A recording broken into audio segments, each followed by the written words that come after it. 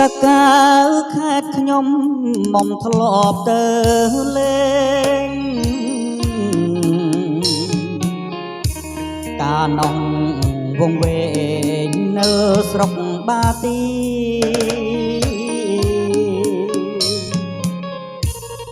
សម្រងស្រែកហៅបង្ហាញផែនទី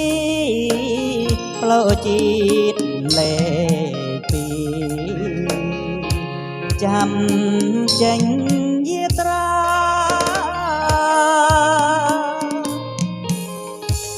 បរិយជលសាកត្រាស្នេហ៍ខ្ញុំ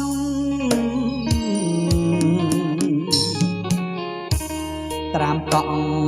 អ្នកសូមជួយធ្វើមេបា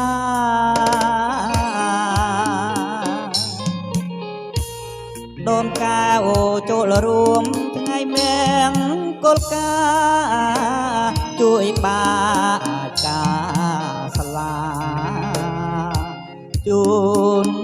ពរចៅផ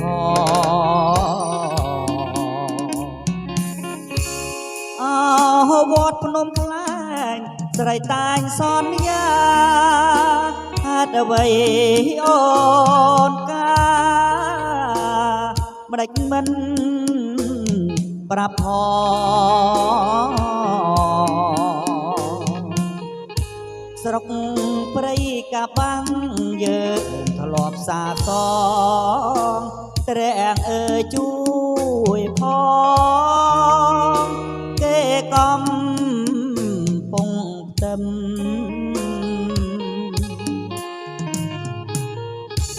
អង្គបរិយស្រីជួយច្រូតស្រូវបោះអណ្ដែតនៅជាប់នឹងមាត់ស្ទឹង